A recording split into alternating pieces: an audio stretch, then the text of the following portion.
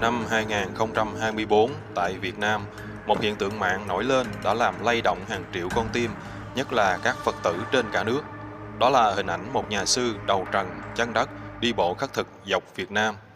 Người này tự xưng là Thích Minh Tuệ, cư dân mạng thường gọi là Sư Minh Tuệ, Thầy Minh Tuệ, thậm chí là Ngài Minh Tuệ.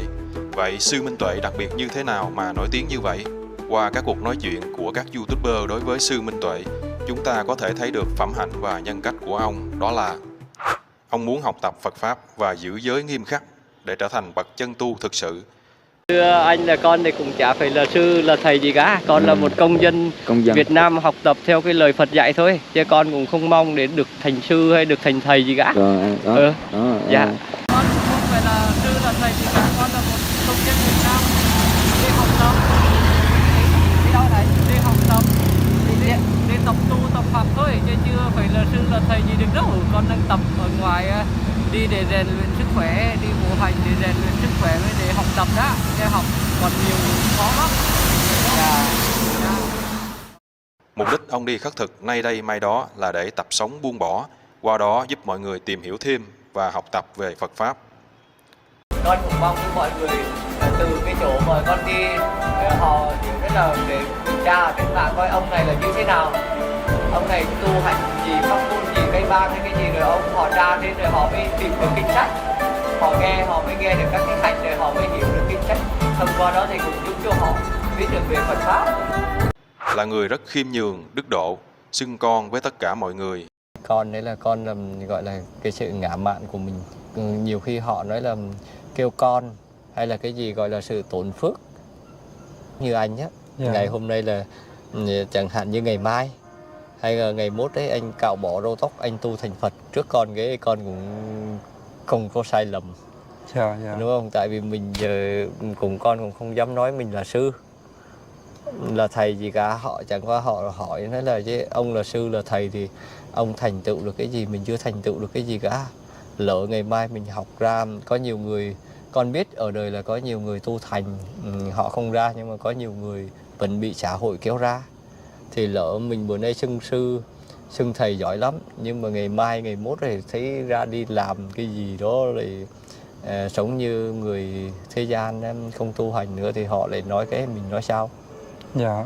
Đúng không? Dạ. Mình gọi là cố gắng học tập, rồi gọi là đầu tiên con muốn là ai cũng là họ cũng đều giỏi hơn mình cả, họ là đều là bậc thầy của mình, xứng đáng để học với họ.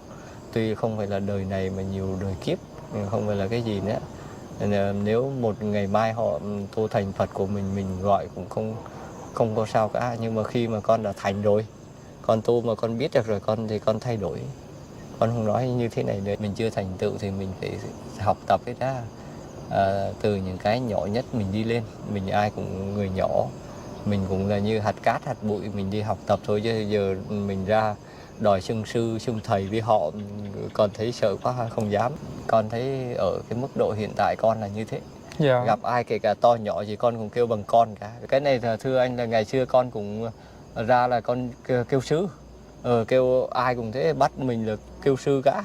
Kể cả về cha mẹ gì cũng bắt họ là kêu mình bằng sư, gọi là để cho mình sư nó to, gọi là tỳ kheo nó ấy. Sau này con biết thì con không như thế nữa.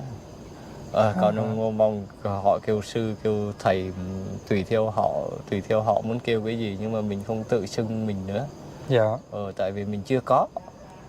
Con mà có rồi đầy đủ công năng thì con nói chứ, nhưng mà chưa có mình không có lấy được. Tại vì trong cái thế gian này mình còn nhiều điều khó khăn, nhiều điều học tập rèn luyện nữa. Giờ như con ở trên cái mức độ là tập học nữa, nhưng mà khi mà mình đã xưng sư xưng thầy thì mình phải có cái gì đó, đúng không ạ? Phải đạt thành cái gì đó. Nhưng mà khi mình không có công đức, những cái công đức đó giờ nói mình cũng chưa viên mãn tới đâu nữa, là con từ đó trở đi con không kêu sư nữa. Cái áo màu vàng như tượng trưng cho giáo hội á, cái áo đó là tượng trưng cho những vị tu chứng đạt thành đạo của A La Hán, họ mới mặc cái áo màu vàng. Là cái áo này là gọi là áo ruộng phước điền. Mọi người mà ra thấy cánh đồng lúa chín là nó màu vàng, một cái người mà khoác cái áo màu vàng đó là thể hiện là ta đã chín rồi, ta đã thành tựu rồi, có thể thu hái được ăn rồi, là đặng viên mãn. Còn mọi người mà mặc thấy cái áo trắng hay là cái đấy là ra cái ruộng chưa được cày, hay màu xanh là nó chưa chín, đang tập học. Như con cũng mặc cái áo như thế này là cũng phù hợp với con, vừa nhặt vải vun may ở ngoài cho mình không ảnh hưởng tới ai, với không lỗi lầm. Cái thứ hai là thể hiện mình là đang tập học chứ chưa phải thành tựu A-la-hán, chưa chín. Mình là đang cái ruộng, đang lúa thì mình biết như thế là mình mới nói là mình công đức chưa có cái gì cả. Mình hãy biết mình, biết phận mình siêng năng, mình tinh tấn, mình tập học ngày đêm để mình sau này đến có đủ duyên, mình đủ xứng đáng để khoác cái áo màu vàng giống như bậc A-la-hán. Được người khác cho tiền nhưng không lấy, mỗi ngày chỉ ăn một bữa, ăn xong là không nhận nữa. Không lấy không được, lấy không trách được.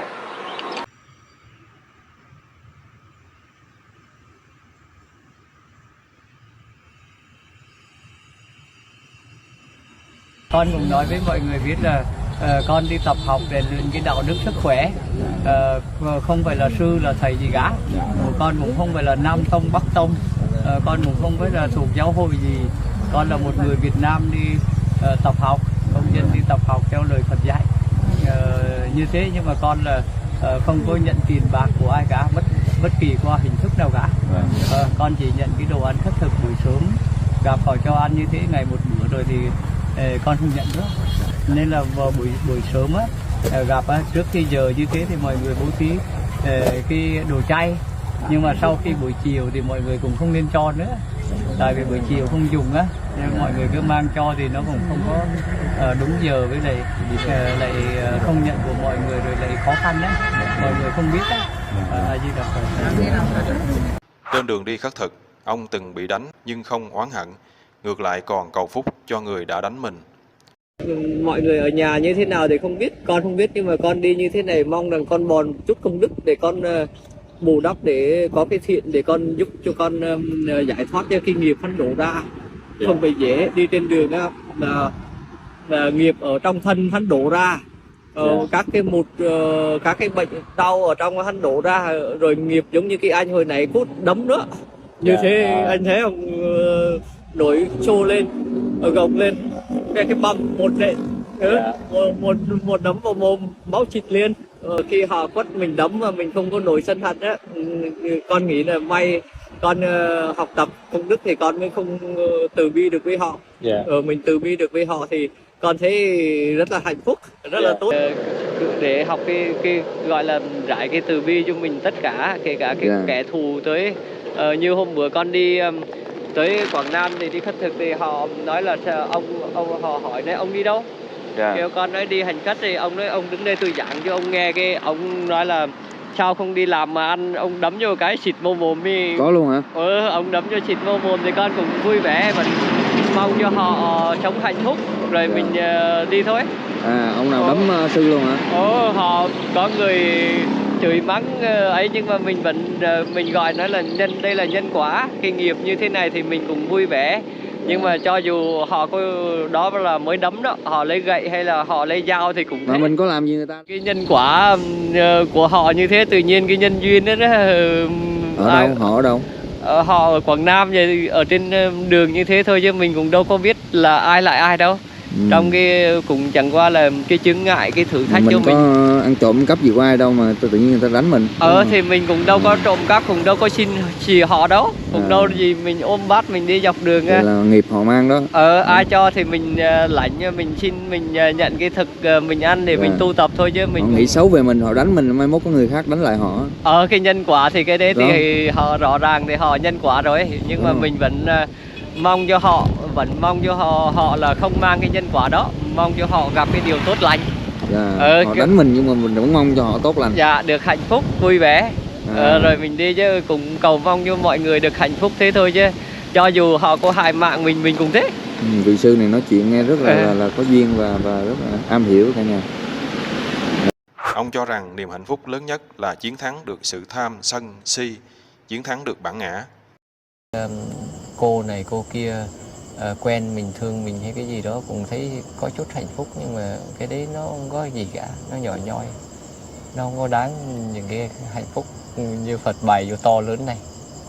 Như anh ở đời thành công một cái gì đó, hay là làm được tiền, được bạc, hay là được người này nói chung là sự thành công với lại sự viên thành ở đời đấy, sống được chức quyền, được danh lợi, nói chung cái gì cũng đầy đủ, hay là mình thắng ai đó, một đối thủ hay một cái gì đó thấy vui đúng không, thấy có chút hạnh phúc, hưởng lạc hay là qua một cái gì đó, nhưng mà những cuộc vui đấy nó không đáng vào đâu cả. Nhưng mà những cái mà mình bỏ được cái này, con thấy vui, con thấy hạnh phúc. Chẳng hạn như giờ mà con bỏ được ngủ, con hạnh phúc. Con bỏ được, con hạnh phúc. Như anh hút thuốc hay là đam mê một cái gì đó, anh bỏ được, anh hạnh phúc, anh thắng đó. Thấy hạnh phúc đó. Còn cái hạnh phúc đó gọi là cái hạnh phúc sự chiến thắng. Anh ở đời mà anh chẳng hạn như chơi một trò chơi gì với một đối thủ nào đó mà anh thắng, anh cười rất là sảng khoái, đúng không? Rất là hạnh phúc. Nhưng mà hạnh phúc đấy thắng nhiều cái to lớn hơn mình lại hạnh phúc hơn. Là ở đây con muốn nói với mọi người là đó là hạnh phúc cái sự thành công, hạnh phúc cái sự chiến thắng. Chẳng hạn như hạnh phúc mà làm một giám đốc hay là một cái công trình gì đó mà thành công mà xong mà được thưởng tiền bạc, hạnh phúc đấy cũng nho nhỏ. Hay là hạnh phúc mà một vị tướng cầm quân đi thắng trận về vua ban phong tước phong hầu đấy cũng nho nhỏ. Nó cũng hạnh phúc chiến thắng mà. Nhưng mà hạnh phúc mà chiến thắng được tham, không có tham, không ưa thích thú gì, cái đấy con thấy hạnh phúc đó, hạnh phúc to lớn. Hạnh phúc mà người ta tới đánh mình mà mình không thấy sân đấy, mình thấy vẫn cầu mong cho họ hạnh phúc, mình không lo điều gì, con thấy đó hạnh phúc to lớn hơn nữa, to lớn. Đó là những cái hạnh phúc mà con thấy. Chính vì những phẩm hạnh đó nên suốt quãng đường đi bộ bên nước Lào, có đến hàng ngàn Phật tử và người dân đã quỳ đảnh lễ và rất kính trọng tôn sùng ông.